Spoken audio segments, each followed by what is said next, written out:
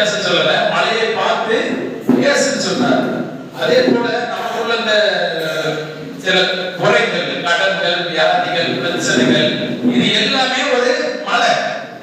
இதை நீங்க பேசக்கூடாது, அதை பார்த்து நீங்க பேசணும். அல்லேலூயா. உங்களுக்கு வியாதி இருக்குன்னா எனக்கு வியாதி வந்திருக்கு, வியாதி வந்திருக்கு ஒரு ஆள் சொல்வது இல்லை.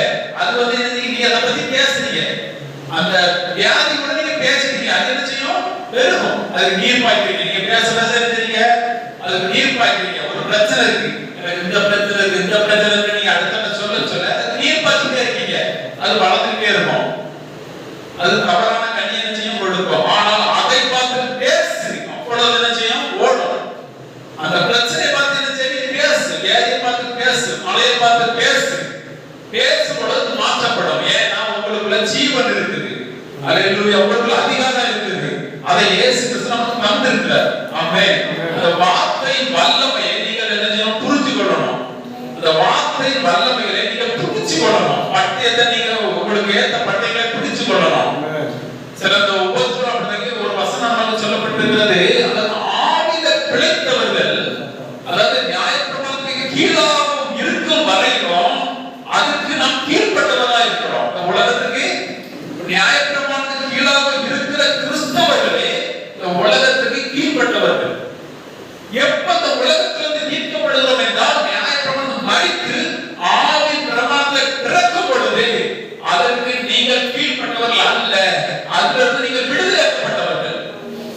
அப்ப அந்த தன்மை நமக்கு இருக்கும் வரையிலும், நமக்கு சட்டத்திட்டத்தின் தன்மை, நியாயப்பிரமாணத்தின் தன்மை இருக்கும் வரையிலும் அது ஒரு விதத்துல நம்மளை என்ன செய்யும்? அடிமைப்படுத்திக் கொண்டே இருக்கும்.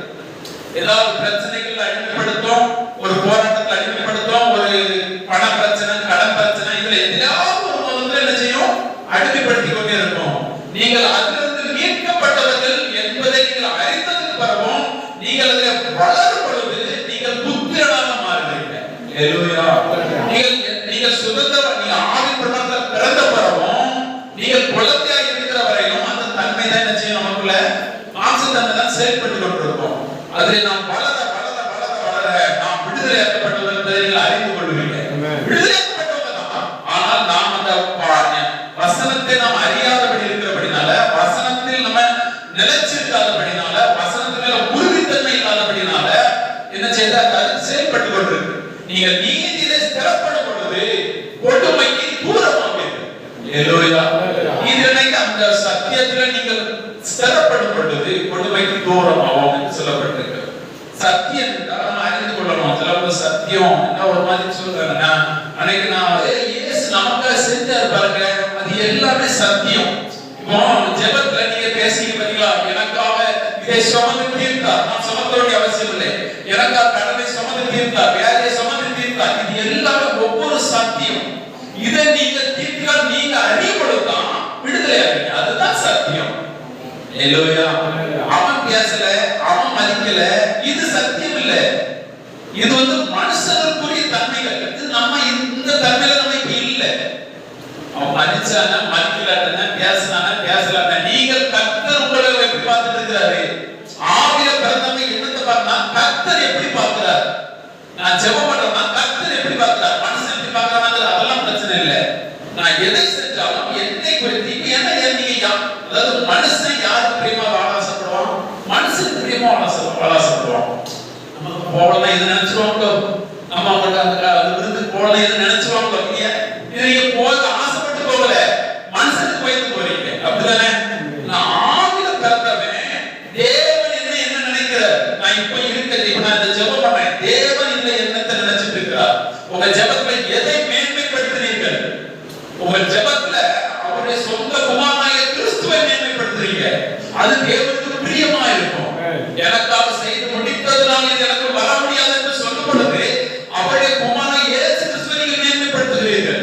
அந்த ஜெபம் தேவனுக்கு ரொம்ப பிரியமா இருக்கும். அவன் தேவன் பார்ப்பார், நான் இந்த பூமியில செய்தது நல்லது என்று பார்ப்பார். அதாவது ஒவ்வொன்றையும் தேவன் படைக்கும் பொழுது நல்லது நல்லது படைச்சது போல நான் கிறிஸ்துவை இந்த பூமியிலே அனுப்பினது நல்லது சொல்லுவார்.